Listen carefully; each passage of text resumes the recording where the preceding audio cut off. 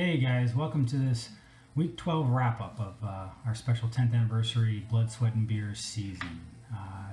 Big movement for playoff picture. So this particular week we're going to focus on playoff scenarios or possibilities. So let's first talk about our number one seed. We want to talk about Joe and his current situation.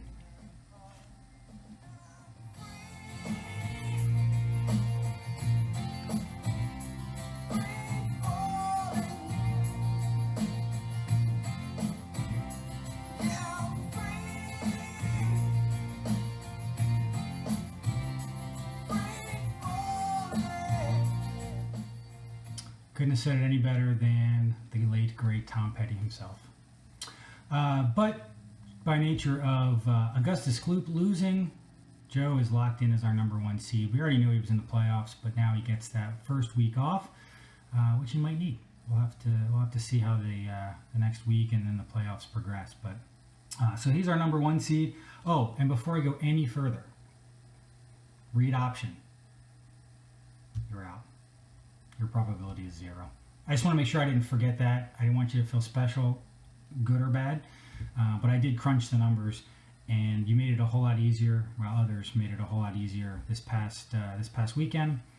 Unfortunately, you are out. You could go 6 and 7, which wouldn't be horrible. You'd actually be in a potential tiebreak situation.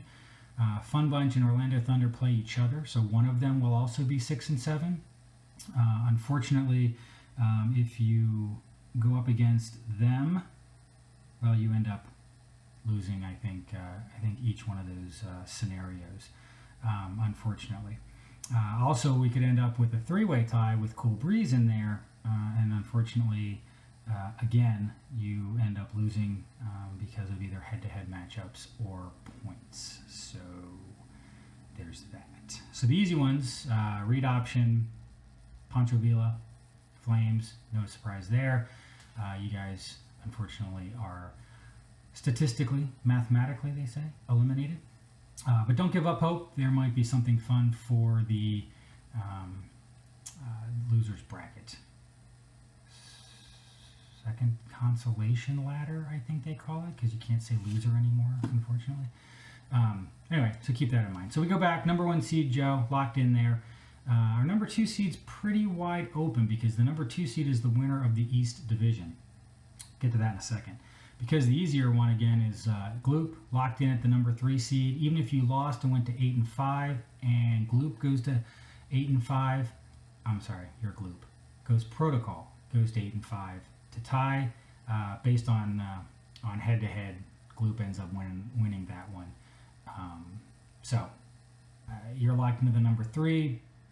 Goes Protocol's locked into the playoffs. Not quite sure what the seeding will be, depending on if he ends up at 7 and 6 or 8 and 5. But he's in either way. Oh bother! This one got a little complicated. If you win, you're in. You got the number 2 seed. You're automatically off the first week of the playoffs. So just do that and make it easier on the rest of us. However, if you lose and go to 7 and 6, and Orlando Thunder wins and goes to 7 and 6. I had to write all this stuff down. But Cool Breeze loses and goes to 6 and 7. You still get the number 1 seed. You beat Orlando Thunder earlier in the year. So if Cool Breeze wins and Orlando Thunder loses and you lose as well, oh bother. Cool Breeze gets the number 2 spot, and that's based on a head-to-head because Cool Breeze beat O'Bother twice this season. If Cool Breeze and Orlando Thunder win and O'Bother loses, creating a 3-way tie at 7 and 6, here's where it gets kind of fun because they didn't play each other the same number of times. It goes to total points. Orlando Thunder is currently leading that group, however, only by 10 points ahead of Cool Breeze. So between the two of you, whoever ends up with the most points at the end of this coming weekend, would end up with the number 2 seed because unfortunately O'Bother is about 150 points back. So again, O'Bother win, number 2, first week off, lose, it gets real sketchy depending on what else happens. You could end up not even being the number 2 seed, although you are still locked into the playoffs. Fun Bunch and Orlando Thunder play each other this week. Win and you're in. That's what it comes down to. If you lose and you go to 6 and 7, again, it gets really ugly. It just depends. If Cool Breeze loses and ends up at 6 and 7, again with the points situation and the different numbers of times they've played, Orlando Thunder and Cool Breeze are both kind of leading that charge with just a few points difference. So if Orlando Thunder wins and is in, Cool Breeze loses, and so does Fun Bunch. Cool Breeze gets that tie break.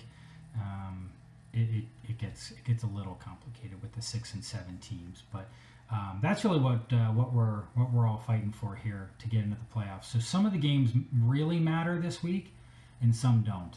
The highly anticipated number 1 versus number 2, technically number 3, game between Joey and Hoffman means absolutely nothing, because you're both locked into the playoff seeds that you're going to have. So that game doesn't mean anything.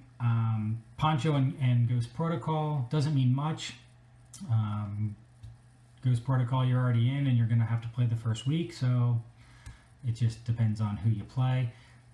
The other couple of games mean a lot. So Oh Bother, if he loses, then Cool Breeze, Fun Bunch, Orlando Thunder, it's wide open. We'll have to see what happens. So hopefully that made it just that much clearer for you guys. Next time I think I will get a little whiteboard out and start drawing on it. You guys can hear the little squeak of the marker and make it super official, or I'll slide spreadsheets across, whatever. Anyway, a couple of interesting things. We are definitely in a record-breaking season here. We've broken a number of records already, but total points scored is one that has already fallen. Previous high points for the season was just under 1,600, 1,592 by Hoffman, Augustus Gloop 9 last year. 3 teams have already beaten that this year.